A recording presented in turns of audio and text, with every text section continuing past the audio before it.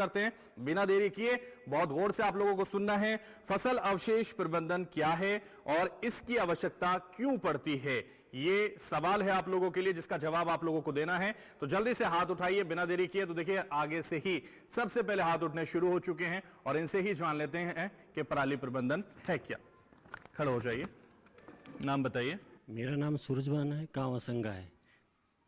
पराली प्रबंधन का जो है वो है कि जो फसल निकालने के बाद, चाहे वो धान का है चाहे गेहूं की फसल है, निकालने के बाद जो अवशेष बचते हैं उसको ज़मीन में मिलाया जाता है। और इसकी आवश्यकता इसलिए पड़ी क्योंकि ज़मीन में पिछले बहुत सालों से खाद और का ज़्यादा उपयोग होने से जो ज़मीन का कार्बनिक कम हो गया है, इसलिए इसको ज़मीन में मिलाने के लिए ज़रूरत पड़ी है। ठीक है, बैठ जाइए। तो क्या नाम बताया था आपने? सूरजभान। सूरजभान। सूरजभान ने भी अपना सूरज चमकाया है देखिए, और उन्होंने जवाब दिया है। और भी लोग हैं यहाँ जो हाथ उठा रहे थे, मुस्कुरा रहे हैं, इनसे भी पूछ लेते हैं। खड़े हो जाइए, आप ही खड़े हो जाइए। क्या नाम है आपका? हाँ जी, चैनाराम। चैनाराम। हाँ जी। कहाँ से आए? गोटलू से। क्या है पराली प्रबंधन? मेरे को इतना मुस्कुरा रहे हैं, क्या क्या छुपा रहे हैं? चलिए बैठिए। और भी लोग हैं जिन्होंने हाथ उठाया था, खड़े हो जाइए। आपने हाथ उठाया था, क्या नाम है आपका? रमेश चौहान है जी, रमेश जी बताइए। गाँव मगावाली से हूँ।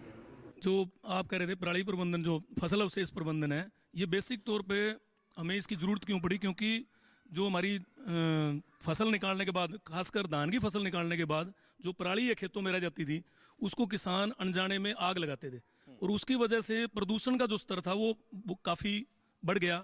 और खासकर उस प्रदूषण का असर सारे देश में लेके और दिल्ली में इसका बहुत ज़्यादा असर हुआ। तो इस वजह से इस फसल अवशेष प्रबंधन की हमें ज़रूरत पड़ी। तो इसमें मेन ये होता है जी, ये 3-4 तरह से हो सकता है।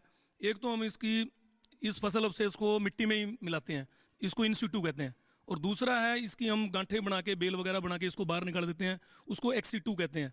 तो तीसरा ये है कि हम जो ट्रेडिशनल हमारे जैसे हैरो कल्टीवेटर जो उनसे है, तो उनसे भी इनकी आधी फसल जैसे ये चारे के तौर पे चली जाती है पराली की, और उसको हम मिला देते हैं।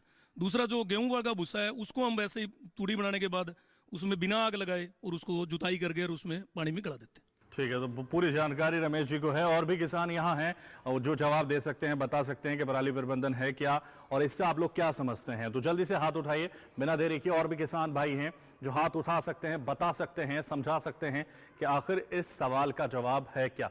लेकिन अब बहुत सारे किसानों ने जवाब दे दिया है, तो इसलिए हम विशेषज्ञों के पास जाएंगे और उनसे जानेंगे कि किसका जवाब बिल्कुल सही और सटीक था। साथ ही वो ये भी तय करें कि किसान कब से किसको नवाजना है। रमेश जी का ठीक है सवाल, इनका जवाब। रमेश जी का जवाब बिल्कुल सही था। जोरदार तालियां रमेश जी के लिए बचा दीजिए। और साथ ही ये भी बताएं कि इसका सही उत्तर क्या होगा और किसानों तक इसकी जानकारी पहुंचाएं ताकि वो भी समझ सकें कि ये आखिर है क्या।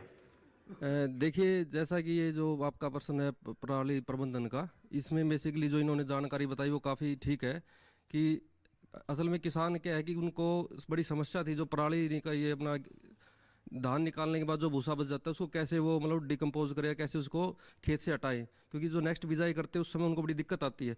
तो जो इन्होंने तौर तरीके बताए, उसको 2-3 तरह से हम ऐसे उसको गांठे बना के, या और मल्चर है उनसे हम और चीज़ें उसको मिक्स करके, और उसकी जैसे राजस्थान जैसे राज्य हैं जहाँ पे मतलब भूसे की कमी होती है, वहाँ पे वो सप्लाई हो जाता है। तो इस प्रकार से जो इन्होंने बताया वो सारे इनके जवाब ठीक है।